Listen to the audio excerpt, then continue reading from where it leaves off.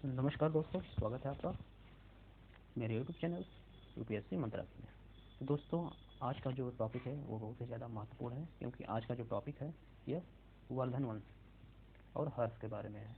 और इसमें से बहुत सारे प्रश्न आपके किसी भी परीक्षाओं में, चाहे वो टेट का हो, चाहे यूपीपीएससी का हो, या फिर यूपीपीएससी का हो, या फिर आईएएस का ही क्यों ना हो, उसमें अक्सर हर्षवर्धन से संबंधित प्रश्नों को पूछा जाता है। तो आइए देखते हैं कि हर्ष कौन थे और वह क्यों प्रसिद्ध हुए।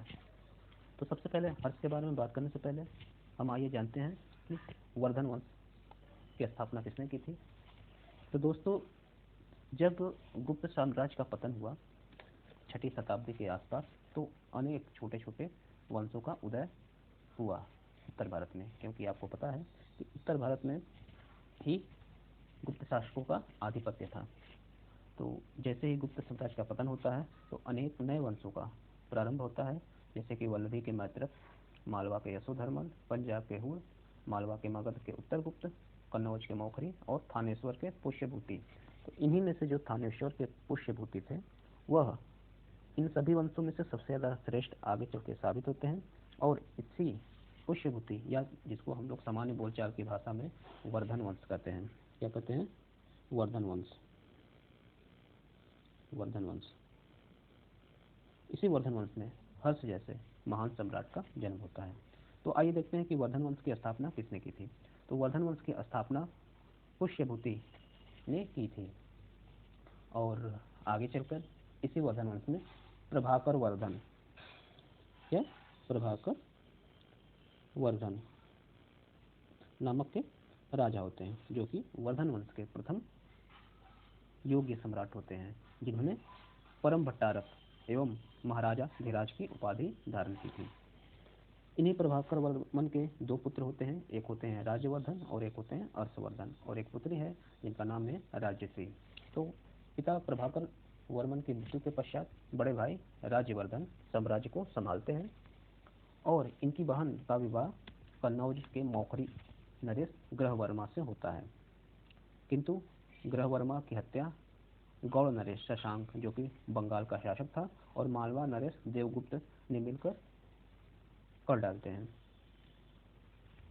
इसके बाद राज्यवर्धन अपने बहनों की हत्यारे का बदला लेने के लिए देवगुप्त को हराते हैं, किंतु शशांक ने धोखे से उनकी हत्या कर दी। तो अब इसके पश्चात हर्ष राजगद्दी पे बैठते हैं। तो आइए देखते हैं कि हर्ष कौन है। तो हर्ष के बारे में अगर हमें जानकारी प्राप्त करनी है, तो उसकी जानकारी के लिए सबसे सही स्रोत है साहित्यिक, और साहित्य में हर्ष की जानकारी हमें 3 साहित्यों से होती है। पहले साहित्य की हम बात करें तो ये पहला साहित्य है हर्ष चरित्र। तो हर्ष चरित्र जो है, इसके लेखक कौन है? बाणभट्ट हैं, और बाणभट्ट हर्ष के दरबारी कवि होते हैं। और हर्ष चरित्र की अगर बात की जाए, तो ऐतिहासिक विषय पर गद्य काव्य लिखने का प्रथम सफल प्रयास ये है, क्या? हर्ष चरित्र। ये कई बार प्रश्न ये परीक्षाओं में पूछा जा चुका है। इसके अलावा हर्ष चरित्र से हमें हर्ष के जीवन के प्रारंभिक काल, उसके राज्यारोहण, सैनिक अभियान, साथ ही हर्षकालीन राजनीति और संस्कृति की जानकारी मिलती है। दूसरे साहित्य स्रोत की बात करें तो दूसरा साहित्यिक स्रोत है कादम्बरी। ये भी बाणभट्ट के द्वारा ही लिखा गया है, और यह संस्कृत भाषा में है। ये किस भाषा में है? संस्कृत भाषा में है। और इस उपन्यास को संस्कृत भाषा का श्रेष्ठ उपन्यास माना जाता है, जिससे कि हमें हर्ष के धार्मिक और सामाजिक जीवन की जानकारी प्राप्त होती है।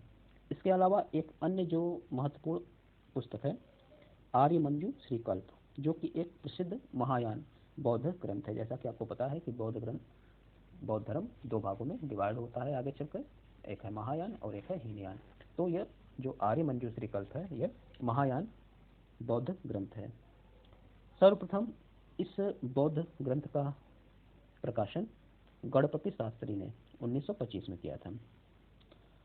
ये बहुत ही महत्वपूर्ण है, इसको आप लोग नोट बनाते चलिए। तो गणपति शास्त्री ने 1925 में इसे प्रकाशित किया था, जिसमें ईसा पूर्व 8वीं शताब्दी से लेकर 8वीं शताब्दी ईस्वी तक, यानी कि टोटल 1000 वर्षों के भारत के इतिहास का वर्णन है, जिसमें कि हर्ष की भी जानकारी इससे हमें प्राप्त होती है। और इस पुस्तक में हर्ष के लिए हर्ष शब्द का प्रयोग हुआ है। इसके अलावा बात करते हैं तो हर्ष ने स्वयं 3 ग्रंथों की रचना की है, जिससे कि ज्ञात होता है कि हर्ष एक नाटककार एवं कवि भी था एवं कवि। इनके 3 ग्रंथ कौन कौन से हैं? एक तो है प्रियदर्शिका, एक है रत्नावली और एक है नागानंद। और कई बार ये प्रश्नों को परीक्षाओं में पूछा जा चुका है, आईएएस तक की परीक्षाओं में ये प्रश्न आ चुके हैं। तो बात करते हैं अगर प्रियदर्शिका की, तो यह 4 अंकों का नाटक है, जिसमें वत्सराज उदयन के अंतःपुर की प्रणय कथा का वर्णन है। इसी प्रकार रत्नावली की बात करते हैं तो ये भी 4 अंक का नाटक है, जिसमें कि वत्सराज उदयन और उसकी रानी वासवदत्ता की परिचारिका मतलब सहायक होता है, नागरिका के प्रणय कथा का वर्णन इसमें दिया हुआ है। और नागानंद यह बौद्ध धर्म से प्रभावित रचना है, जिसमें कि 8 अंक हैं। अब आइए देखते हैं कि हर्ष का साम्राज्य कहाँ से कहाँ तक विस्तृत था, यानी कहाँ से कहाँ तक फैला था। तो हम बात करते हैं तो संपूर्ण उत्तर भारत, जैसा कि आप मैप में देख सकते हैं, ये जो है हर्ष के साम्राज्य की सीमा है, ये दक्षिणी सीमा है और ये उत्तर की सीमा है। तो इसमें आप देख सकते हैं कि संपूर्ण उत्तर भारत को हर्ष ने अपने अधीन कर लिया था। और इसके नीचे आपका दक्षिण भारत में चालुक्य वंश के पुलकेशिन द्वितीय का साम्राज्य था, जिन्होंने हर्ष को नर्मदा नदी के तट से हराया था। इसके बाद आगे बात करते हैं तो हर्ष का राज्यरोहण यानी 606 ईस्वी में हर्ष थानेश्वर के शासक बनते हैं, अपने भाई की हत्या होने के पश्चात, जिसकी हत्या धोखे से शशांक, जो कि बंगाल का शासक था, ने कर दी थी। उस समय हर्ष मात्र 16 साल के थे।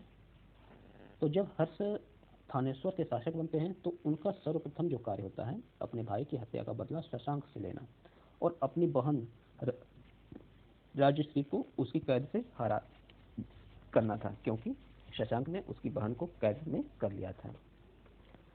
हर्ष के ही एक ममेरे भाई भांडी से सूचना मिलती है कि राजश्री जो है वो कैद से निकलकर विंध्य पर्वतों पे चली गई है। तब हर्ष क्या करते हैं, एक बौद्ध भिक्षु दिवाकर मित्र की सहायता से, ये प्रश्न में पूछा गया है कि हर्ष ने किसकी सहायता से अपनी बहन की खोज की थी, तो एक बौद्ध भिक्षु दिवाकर मित्र की सहायता से उन्होंने अपने बहन को खोजा और उन्हें सती होने से बचाया।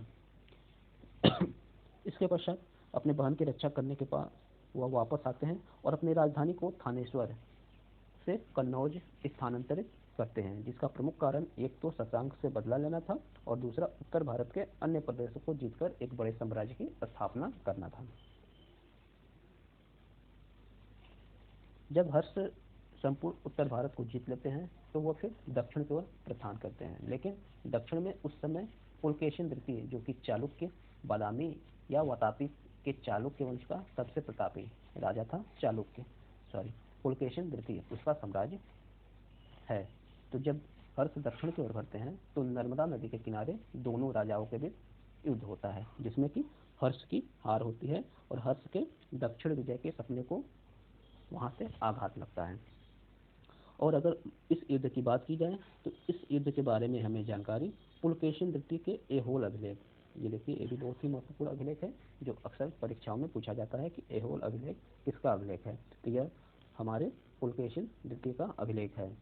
और एहोल अभिलेख के रचनाकार रवि कीर्ति हैं, ये भी पूछा जाता है कि इसके रचनाकार कौन है, तो एहोल अभिलेख के रचनाकार रवि कीर्ति हैं, जो कि पुलकेशिन द्वितीय के दरबारी कवि थे। तो देखिए यहाँ पे 2 दरबारी कवियों के बारे में बताया गया है, एक तो बाणभट्ट और दूसरा रवि कीर्ति, दोनों बहुत ही महत्वपूर्ण हैं। रवि कीर्ति किसके दरबारी कवि थे, पुलकेशिन द्वितीय के, और बाणभट्ट किसके दरबारी कवि थे, हर्षवर्धन के। बाणभट्ट ने हर्ष चरित्र और कादंबरी की रचना की है और रवि कीर्ति ने एहोल अभिलेख की रचना की है। इसके बाद देखते हैं एहोल अभिलेख कहाँ पे है, तो एहोल अभिलेख कर्नाटक के बीजापुर जिले के एहोल नामक स्थान पे मेगुती मंदिर, मोस्ट इम्पॉर्टेंट, मेगुती मंदिर में स्थित है। इसके अलावा अगर सन की बात की जाए कि हर्षवर्धन और पुलकेशिन द्वितीय के बीच युद्ध कब हुआ था, तो टोटल इसकी जानकारी क्लियर तो नहीं है, लेकिन ह्वेनसांग के सीयूकी में 612 ईस्वी में यह युद्ध बताया गया है, क्योंकि हर्षवर्धन ने ह्वेनसांग ने अपने सीयूकी में स्पष्ट बोला है कि राजा बनने के बाद हर्षवर्धन 6 सालों तक लगातार अपने विजय रथ को आगे बढ़ाते रहे। तो यहाँ तक ये उम्मीद की जा रही है। तो 606 ईस्वी में उन्होंने राज्य संभाला था और 612 ईस्वी के आसपास उनका पुलकेशिन तृतीय से युद्ध हुआ, जिसमें उनकी पराजय होती है। और ऐहोल अभिलेख की बात की जाए तो ऐहोल अभिलेख की रचना 634 ईस्वी के आसपास है।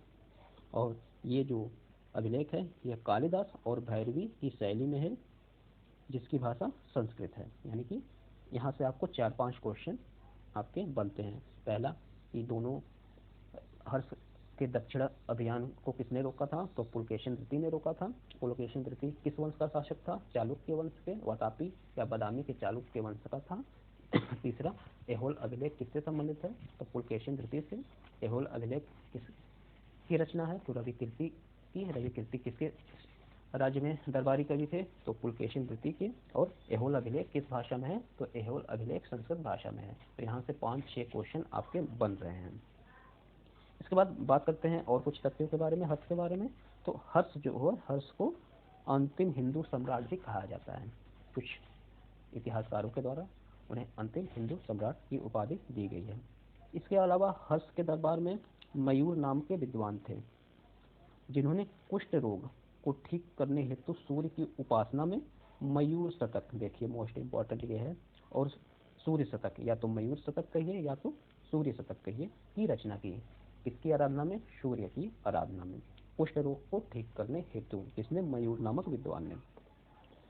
इसके अलावा हर्ष के दरबार में ही हरिदत्त और जयसेन, हरिदत्त और जयसेन जैसे विद्वान भी थे। इसके अलावा जयसेन ने तो हर्ष को कालिदास और भास के समान विद्वान बताया है।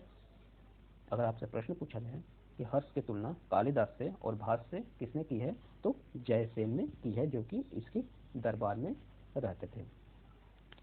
इसके अलावा हर्ष अपने धर्म के लिए भी जाना जाता है।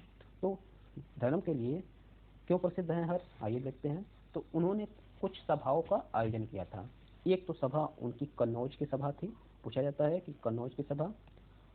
हर्ष निश्चित समय के बाद धार्मिक प्रचार के लिए बड़ी बड़ी सभाओं को बुलाते थे, और ऐसी सभा कहाँ होती थी? कन्नौज में। और इस एक सभा में ह्वेनसांग ने भी इसमें अपनी उपस्थिति दर्ज की और महायान पर प्रवचन दिया। क्योंकि आपको पता है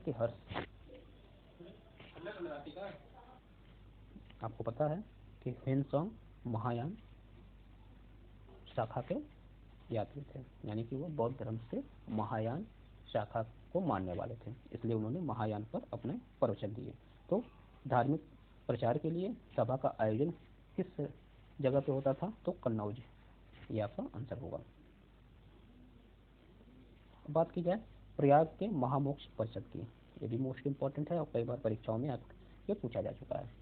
हर्ष हर 5वें वर्ष, ऐसे प्रश्न पूछता है कि हर 5वें वर्ष हर्ष कहाँ पे संपूर्ण दान, यानी कि अपने राज्य का सर्वस्व दान कर देते थे। और उस सभा का आयोजन कहाँ पे होता था? तो प्रयाग में, जो कि आज प्रयागराज। क्या? हर 5वें वर्ष दान करने हेतु एक सभा का आयोजन करता था, जिसे मोक्ष परिषद के नाम से जाना जाता था। यानी कि मोक्ष परिषद के नाम से किसे जाना जाता था? तो प्रयाग की सभा को मोक्ष परिषद के नाम से जाना जाता था।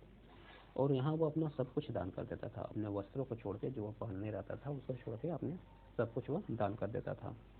राजतरंगिणी से पता चलता है कि हर्ष बौद्ध धर्म को अपनाने से पहले शैव धर्म का अनुयायी था। यहाँ पे बात हो रही है राजतरंगिणी की। तो राजतरंगिणी किसकी रचना है? यह कल्हड़ की रचना है। और राजतरंगिणी में हमें कश्मीर का इतिहास पता चलता है राजतरंगिणी से। इसके अलावा मुद्राओं से भी हर्ष के बारे में हमें जानकारी प्राप्त होती है। तो हर्ष की 2 मुद्राएं, एक मुद्रा नालंदा और एक सोनीपत। सोनीपत आपका कहाँ है? यह हरियाणा में है। और नालंदा, जैसा कि आपको पता है, यह बिहार में है। 2 जगह से हर्ष की मुद्राएं प्राप्त हुई है। ये तांबे की है। हर्ष की मुद्रा कैसी है? ये तांबे की है। इसके अलावा जो सोनीपत में मुद्रा मिली है उस पर नंदी का अंकन है। नंदी जो भगवान शिव के वाहन है, उनका चित्र अंकित है।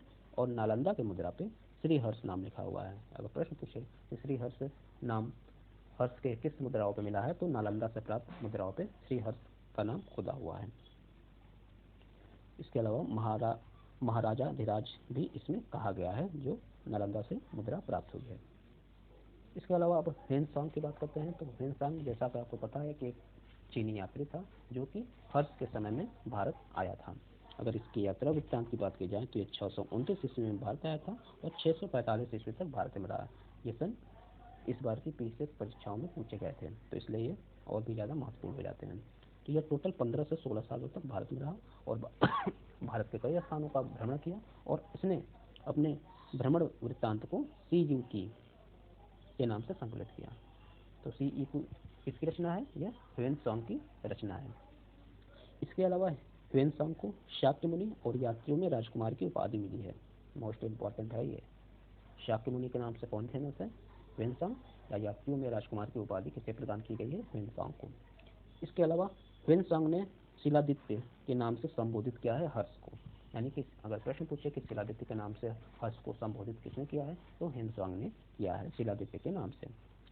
इसके अलावा ह्वेनसांग के समय नालंदा के जो प्राचार्य थे वह शीलभद्र थे और ह्वेनसांग के अनुसार नालंदा विश्वविद्यालय में प्रवेश हेतु कठिन परीक्षा का आयोजन किया जाता था। यानी कि परीक्षा के माध्यम से यहाँ पे लड़कों का या स्टूडेंट का सिलेक्शन होता था। और ये नालंदा विश्वविद्यालय में चिकित्सा शास्त्र की शिक्षा अनिवार्य थी। ये भी मोस्ट इम्पॉर्टेंट प्रश्न है, आपसे पूछा जाएगा किसकी शिक्षा अनिवार्य थी या किसकी शिक्षा के लिए फेमस था, तो चिकित्सा शास्त्र की शिक्षा अनिवार्य थी। इसके अलावा महायान, बौद्ध धर्म, गणित, दर्शन एवं ज्योतिषी के लिए भी ये केंद्र प्रसिद्ध था नालंदा। और नालंदा विश्वविद्यालय की स्थापना किसने की थी? तो कुमारगुप्त, जो गुप्त शासन काल का राजा था, कुमारगुप्त ने नालंदा विश्वविद्यालय की स्थापना की थी। तो दोस्तों, इस प्रकार हमारा जो वर्धन वंश कंप्लीट होता है, क्योंकि वर्धन वंश में जो भी प्रश्न उठाए जाते हैं वो मुख्यतः हर्ष से ही उठाए जाते हैं। और इस वीडियो को देखने के बाद